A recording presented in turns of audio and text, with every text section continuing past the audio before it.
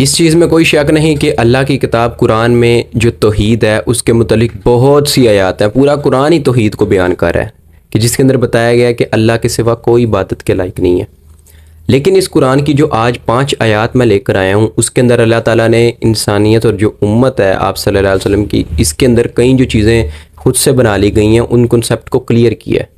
تو چلتے ہیں سیدھا ویڈیو کی طرف. السلام علیکم. تو کیا حال ہے آپ کا دوستو؟ کیا اسلام سچا مذہب ہے؟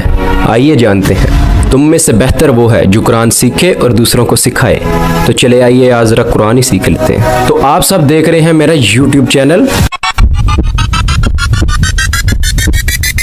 ایک سب سے بڑا گناہ ہے. تو جو آج میں توحید کی 5 آیات لے کر آیا ہوں قرآن کی، تو جو اس کا پہلا ریفرنس ہے وہ ہے سورہ الزمر کی آیت نمبر 3 کہ جس کے اندر اللہ تعالیٰ نے کہا ہے اور صرف خالص اللہ ہی کی بندگی ہے، اور وہ جنہوں نے اللہ کے سوا اور ولی بنائے ہیں کہتے ہیں ہم تو انہیں اس بات کے لیے پوچھتے ہیں کہ یہ ہمیں اللہ کے قریب کر دیں. اس میں اللہ تعالیٰ نے مینٹلٹی بتائی ہے کہ یہ جو لوگ میرے ساتھ شریک اور ولی بنا رہے ہیں نا اور مجھے چھوڑ کر، وہ یہ کہتے ہیں کہ یہ ہمیں اللہ کے قریب کر دیں گے. یہ آج آپ ذرا لوگوں سے پوچھیں ہاں کہ کوئی بھی شرک کے متعلق بات کریں تو لوگ یہی کہتے ہیں کہ ہم یہ پوچھ نہیں رہے، یہ جو ان سے ہمیں اللہ کے قریب کر دیں گے. ایسا ہوتا ہے. یہ اللہ تعالیٰ نے مینٹلٹی بتائی ہے انسان کی کہ وہ بہانے ڈھونڈتا ہے. اب اللہ کے قریب کرنے والی چیز تو اللہ نے قرآن میں کہیں نہیں کہا. سب سے دیکھا جائے تو اللہ تعالیٰ نے ڈیوٹی لگائی ہے فرشتوں کی. یہ جو بادل سے جو پانی برساتے ہیں یہ ڈیوٹی لگی ہوئی ہے فرشتوں کی، اور برساتا کون ہے؟ اللہ. تو اب ہم جو بارش ہے وہ فرشتوں سے مانگتے ہیں یا اللہ سے؟ یعنی کہ صرف اللہ سے. اس کے بعد جو دوسرا ریفرنس ہے وہ سورہ یونس کی آیت نمبر 18 ہے. اور اللہ کے سوا ایسی چیزوں کو پوچھتے ہیں جو ان کا کچھ بھلا نہ کریں، اور کہتے ہیں کہ یہ اللہ کے ہاں ہمارے سفارشی ہیں. تم فرماؤ کیا اللہ کو تم وہ بتاتے ہو جو اس کے علم میں ہے، نہ آسمانوں میں نہ زمین میں. یہ جو آیت ہے اس کے اندر اللہ تعالیٰ نے بتایا ہے کہ بھی یہ جو لوگ ہیں، یہ یہاں پر بھی ایک مینٹلٹی اللہ نے بتائی ہے لوگوں کی کہ بھی یہ جو میرے سوا دوسروں کو پکار رہے ہیں یہ کہتے ہیں کہ بھی ہم عبادت تو نہیں کر رہے، صرف یہ ہمارے اللہ کے حضور سفارشی ہیں کہ ہماری سفارش کریں گے کہ اللہ تعالیٰ سے ہمیں عذاب سے ان سے بچا لیں.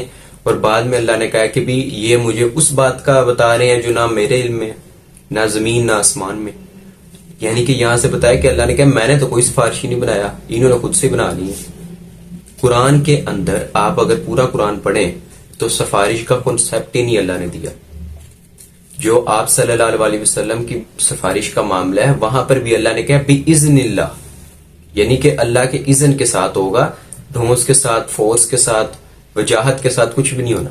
اس کے متعلق تو اللہ تعالیٰ نے سورہ نبا کی جو آیت نمبر 37 ہے 37 اس کے اندر تو بتایا ہے کہ اس دن جب فرشتے جو ان سے صف باندھے کھڑے ہوں گے اور ان میں سے جبرائیل کی جرت بھی نہیں ہے کہ بھی اللہ کی اجازت کا بغیر کچھ بول سکے، تو وہ جو فرشتوں کا امام ہے اس کو بھی اجازت نہیں دی اللہ نے کہ وہ کچھ بولے.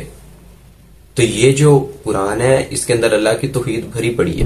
تیسرا ریفرنس ہے اس کے اندر سورۃ الانعام کی آیت نمبر 83 سے 87. یہ جو 4 آیات ہیں، یہ جو آیات ہیں اس کے اندر اللہ تعالیٰ نے جو اپنے پیغمبروں کے نام لیے ہیں اور ساتھ ساتھ بتایا کہ ان پر میں نے نعمتیں عطا کی ہیں.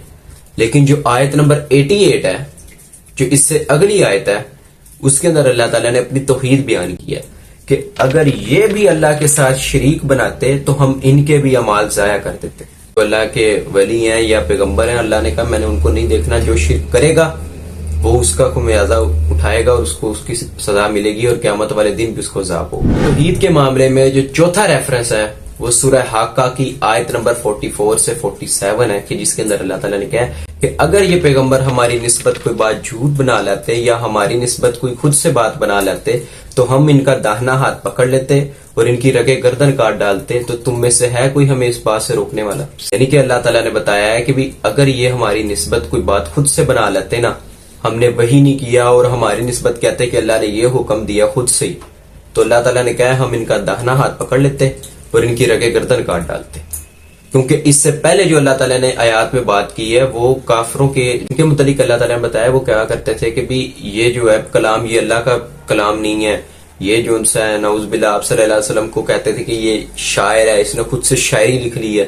پھر کہنے لگے نہیں نہیں یہ کاہن ہے، یہ جو ان سے جادو جانتا ہے، نجومی ہے. یہ اللہ تعالیٰ نے کہا نہ یہ شاعر ہے، نہ یہ کاہن ہے، یہ اللہ کا بھیجا ہوا رسول ہے، اور جو آپ صلی اللہ علیہ وسلم پر جو یہ اتری ہے ہدایت قرآن، یہ بھی ہماری طرف سے نازل کرتا ہے۔ اور پھر اس کے آگے اللہ نے یہ، کیونکہ اب یہ گراؤنڈ لیول پہ آ کے اللہ نے بات کرنی تھی، انہوں نے لگائے تھے الزام، اللہ نے کلیئر کر کے کہہ دیا کہ اگر یہ ہماری نسبت کو اس طرح کی چیز لے کر آتے نا خود سے، تو اللہ تعالیٰ نے کہا ہم ان کا دانا ہاتھ پکڑ کے رکھ گردن کاٹ ڈالتے، یعنی کہ اللہ نے سمپل بات کر دی ہے۔ توحید کے معاملے میں جو آخری اور 5واں ریفرنس میں لے کر آیا ہوں وہ سورہ زمر کی آیت نمبر 13 ہے، کہ جس کے اندر اللہ تعالیٰ نے بتایا ہے، اور کہہ دو کہ اگر بالفرض میں بھی اللہ کی نافرمانی کروں تو مجھے بھی بڑے دن کے عذاب کا خوف ہے۔ یہ آپ صلی اللہ علیہ وسلم کی نسبت سے بات کی ہے، یعنی کہ اللہ تعالیٰ نے بتایا کہ بھی اگر آپ صلی اللہ علیہ وسلم کو حکم دیا کہ ان سے کہہ دو کہ اگر آپ بھی نافرمانی کرتے نا تو اللہ تعالیٰ کے جو عذاب آنا ہے بڑے دن کا، قیامت والے دن کا، کہہ دو کہ اس کا مجھے بھی خوف ہے کہ اگر میں ایسی حرکت کروں، نافرمانی کرو گے تو اللہ نے کہا کہ بھی پیغمبر ہوں یا جو بھی ہو، اللہ تعالیٰ نے ان کی مثال دینی ہے، کیونکہ آپ صلی اللہ علیہ وسلم کے متعلق اللہ نے کہا ہے کہ لَقَدْ كَانَ لَكُمْ فِي رَسُولِ اللَّهِ أُسْوَةٌ حَسَنَةٌ، کہ آپ صلی اللہ علیہ وسلم کی زندگی ہمارے لیے بہترین نمونہ ہے، رول ماڈل ہے۔ تو پھر اس کے لیے اللہ نے کہا کہ پھر مثالیں بھی آپ صلی اللہ علیہ وسلم کی آئیں گی کہ اگر آپ بھی نافرمانی کرتے نا تو ہم یہ جو بڑے دن کا عذاب ہے یہ آپ صلی اللہ علیہ وسلم بھی اس سے خوف زدہ رہتے۔ ویڈیو پسند آئی ہے سبسکرائب کر لینا۔